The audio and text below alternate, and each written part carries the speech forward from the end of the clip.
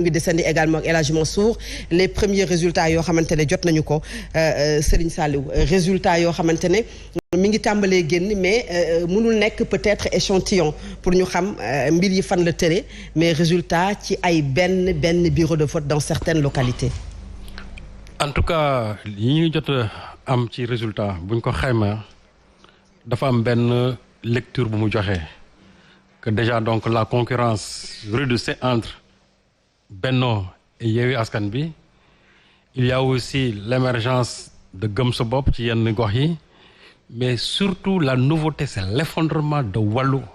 incarné par le PDS. Parce que ce qui est incompréhensible, comment un parti qui lors des dernières locales moom moo ëppoon ay municipalités ci opposition bi et que se retrouve dans plusieurs centres avec des scores extrêmement faibles. J'ai même entendu à Thiès des bureaux où Wallu a eu 0. Même si on n'a pas peut-être. waaw moom la mais xam nga aussi waaw c'est vrai mais aussi gis nga yenn tendance yi aussi bu am na loo xam bu ko commencé doxee nee nii rek c'est-à-dire ce n'est qu'une c'est-à-dire dafa am benn continuité logique boo xam ne moom lay am. Pour l'instant je ne présage de rien mais compte tenu vraiment des résultats que nous avons déjà gis nañ une bipolarité entre le Benno et le Yewwi Askan Wi. Et déjà il y a des tendances qui viennent parce que dafa am ay localités yoo xam ne moom la nit ñi di gën a xaar. Là où le leader du PASTEF a voté et aussi le fief de Khalifa Sall parce que Khalifa Sall n'oublions pas que c'est Grand Yoff qui est son fief et que Grand Yoff aussi est âprement disputé. Khalifa Sall même s'il n'est pas candidat aussi il a son candidat là-bas donc on a donc. mën nañu jàpp ne commencé à sentir à Grand Yoff. Oui mais à Grand Yoff. Les résultats qui sortent de là-bas. Déjà c'est le poulain de Khalifa Sall quand même qui sort majoritaire pour le majoritaire. Waaw. Cheikh Bakhoum et souvent l'écart est grand. L'écart est grand. Et encore beneen surprise bi man c'est Adama Faye aussi parce que j'ai entendu des bureaux dans lesquels Adama Faye vraiment a eu des 10 là où peut-être Yewwi a plus d'une centaine. Loolu aussi bon je ne sais pas Adama Faye aussi peut-être il s'est trompé en voulant aller seul à ces élections-là donc déjà il y a une lecture qui est en train ça veut d'être faite sur les premiers résultats yi nga xam ne moom mooy génn pour l'instant on n'a pas tout mais tendance yi nga xamante ne moom mooy génn ça risque de consacrer le Yewwi à Dakar comme étant la première force politique à Dakar jotaguñu résultat yëpp mais li ñu jot a jot daal loolu lañ jot pour l'instant et aussi à Thiès. Quand j'entends par exemple dans le fief de Idriss Seck où nga xam ne Idriss Seck moom presque doon écraser en son temps tous ses concurrents mais j'ai entendu des bureaux de vote où Babacar Diop est premier Babacar Diop qui est le leader de Yewwi pour la ville de Thiès j'ai eu des bureaux yoo xam ne ni Babacar Diop devance la comment dirais-je Diatara loolu aussi dafa nekk benn jàngat boo xam ne ni il faut bu fekkee ne résultat yi doonu lay continuer ñu mën ci am boobu jàngat.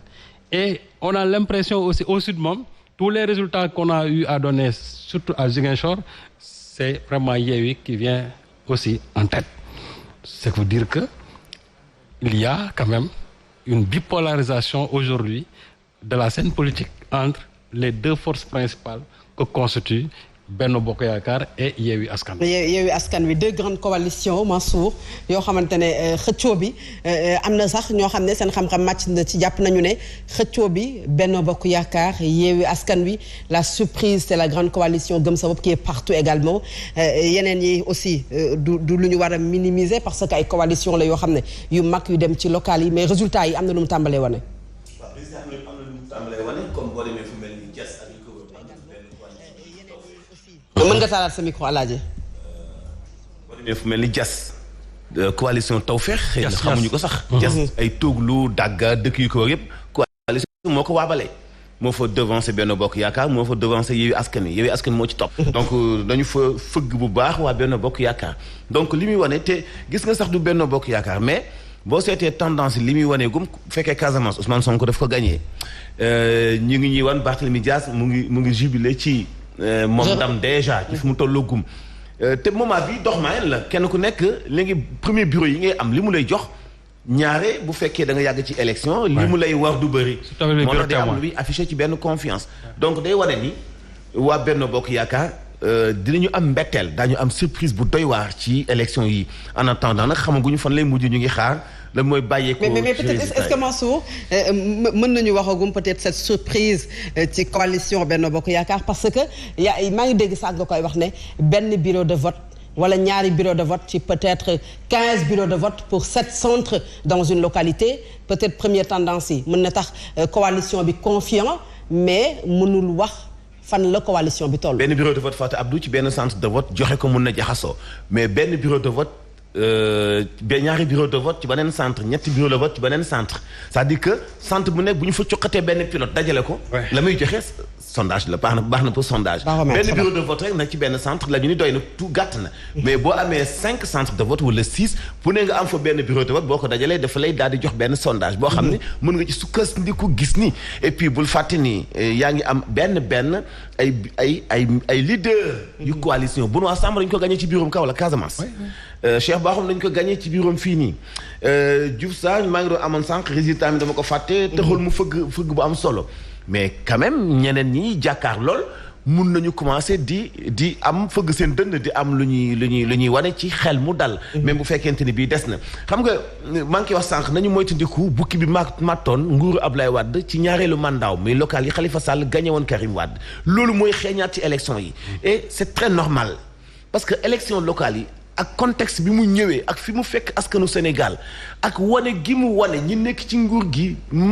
seen man ni mu néewee ci dundinu askan wi et ñooñu ñoo dem ci askan wi di leen dagaan seen ay kàddu li nga amagul ci ay résultats ci diwaanu Saint-Louis gis nga fa Aba Mbaye ni mu devancé Mansour Faye ci yenn pilotes yi nga am waxuma moo gagné mais yenn pilotes yi nga am da nga gis mu devancé ko bu baax a baax nga gis ni nit ñi am nañu dem voté ji pour fal seen leader. mais am nañu dem voté ci pour fulli la fa nekkoon. parce que bu fàtte ne maire yi sanctionné en fait parce que maire yi fi nekkoon dañu am mandat ak plus. dañu am mandat ak buuña. donc ci buuña boobu seen nekk gu mujj googu Fatou Abdou da nga koy constaté kenn di ko constaté dañu remarqué lu bëri ci ñooñu. arrogance gestion bu bon. duñ defal kenn benn compte rendu mënul fexe ba benn maire jox la bilan. ci ni mu ci budget bi nga xam doxal na ko ci at mi la weesu duñ la jox bilan mais yooyu askan wi léegi askanu. xay teg lañ dañu yeewu. dafa am yu ñuy soxla yoo xam ne aajatul cherche de 12h à 14h boo ko laajee maire mun na la ko transférer tout de suite ci sa téléphone mais yooyu bu fekkee mënut a nekk boole ci maire yi ëpp na ci boole benn jalousie bu doy waar. boo xam ni sëñ Saliou Samb Guèye bu amee lu mu mën ci commune am ñu bëgg ko faa def daf koy daal di tuumaal politicien di xeex ak moom fekk na sëñ Saliou amal na askanoo njëriñ. boo jëlee exemple comme ay ñoom góofay ci parcelle lan moo lay jox. benn crédibilité bi fi ñu dëkk te mosuñu incarner benn parti politique parce que bokk nañoo askan seen i ay activité seen tiis seen bànneex yooyu la askan yu gëm léegi mais pas di leen wan oto bu tooy di làkk tubaab saa boo leen soxlaa da nga ñëw ci élection wala leen arrogance gu mat sëpp Sénégal la ñuy yeewu mais en tout cas li màttoon Ablaye Wade ci deuxième mandat am local yooyu bu leen màttee ci bii moom na leen wóor ni di nga gis ci atum 2002 bi lépp politique lay nekk di nga gis beneen nouvelle donne élection législative yi bu kenn amati certitude donc donte président annoncé na ko ci mois de juillet bu ñu ci amati certitude dañ ko organiser. waaw ne dinañ ko amal à date bi nga xam ne moom la ñu wax. sànq yaa ngi wax Yoff centre Elimane Thiaw bureau 6 bi nga xam ne Abdoulaye Diouf Sarr foofu la voté bureau 6 coalition Benno Bokk Yaakaar moom moo am 167 voix Yewwi Askan Wi moom moo am 132 voix loolu la ñu jotagum comme information dinañu am ak sunu reporter Nanko Bakayoko les autres coalitions ñaata la ñu am parce que c'est important il faut pas que ñu yam rek ci yooyu coalition il faut ñu dem peut-être ci 3 4 5 coalitions yi nga xamante ne lan la ñu am pour que ñu mën a xam tendance yi c'est très important Serigne Saliou sànq da nga wax ci coalition Wallu Sénégal coalition Wallu Sénégal Fatou da nga may dimbali rek ñu dimbali correspondant yi Mohamed Diop nee dafa am benn école commune Bambilor boo xam benn bureau de vote dong moo fa nekk xam nga itam jàllale ko dafay am solo parce que comme benn bureau de vote dong la amul ay xëccoo yu am solo yoo xam ne am na fa bu ñu seetee Benno Bokk Yaakaar 129 la fa am ànd suqali sunu gox am fa 29 ànd defar Tëngéej am fa dara coalition repère 4 Wallu Sénégal 5 Yewwi Askan Wi 12 kon Benno Bokk Yaakaar moo devancé ci benn bureau boobu nga xam ni benn bureau la bu ñu beex foofee ci Mbambilor ah. moom rek moom moo am Mbambilor nga nekkoon ci coalition Wallu dañu ci dégg Mamadou Lamine Diallo bu tekki coalition Wallu ki nga xam ne mooy Mamadou Diop Decroix coalition Wallu Parti démocratique bu Sénégal coalition Wallu ñu ciy dégg l'ancien premier ministre du Sénégal Abdoul Mbaye une grande coalition boo xam ne am na mais da nga ci def benn analyse boo xamante ne bëggoon naa nga gën ñu leeralal lan moo tax nga jàpp ne peut-être que coalition bi élection yi nga xam ne moom lañ dem premier résultat yi naam dégg nañu ko am na ci ay bureau de vote yoo xam ne baaxul ci ñoom mais lan moo mën a expliquer loolu. D'abord li ko njëkk a expliquer moo di la léthargie du PDS depuis bi nga xamante ne depuis 2012. Depuis 2012 PDS dafa nekk ci ay jafe-jafe jàpp nañ fi seen leader Karim Wade Abdoulaye Wade s'est éloigné de la scène politique bien sûr à cause de son âge et en plus le parti avait un problème même de leader, un problème de management parce que Karim Wade bi mu génnee il s'est exilé au Qatar on ne sait pour quelle raison donc parti bi amul tey kuy diriger le PDS alors que bu ñu nee wàllu je crois l'épicentre c'est le PDS ay ñoom Abdoul Mbaye yëpp ay ñoom Mamadou Lamine Diallo et cetera vraiment c'est symbolique c'est pour la forme mais le véritable parti bi nga xam ne ossature bi franchement c'est le PDS mais PDS boobu nag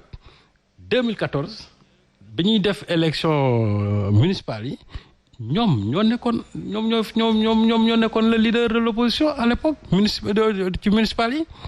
mais diggante bi il y a un effondrement parce que aussi le problème que se pose mooy parti bi doxatul le PDS n'existe plus bi ñu demee élection présidentielle le PDS ne s'est pas du tout présenté sur la scène politique aussi le PDS s'est complètement absenté donc il y a même un problème d'organisation un problème de restructuration même du PDS à plusieurs reprises on a vu que le PDS il y avait un problème même d'animation politique et il a eu aussi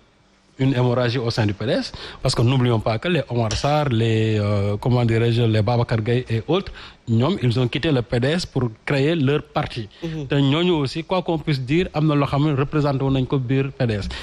électoralement parlant Omar Sarr au moins am na moom loo xamante ni am na ko en termes d'électeurs ñooñu ils ont quitté le PDS te loolu je crois que du loo xam ne ni c'est négligeable maintenant tey même ki nga xamante ne muy Doudou Wade nga xam moom moo nekk le leader de Wallu en fait lui ce n'est pas le chef du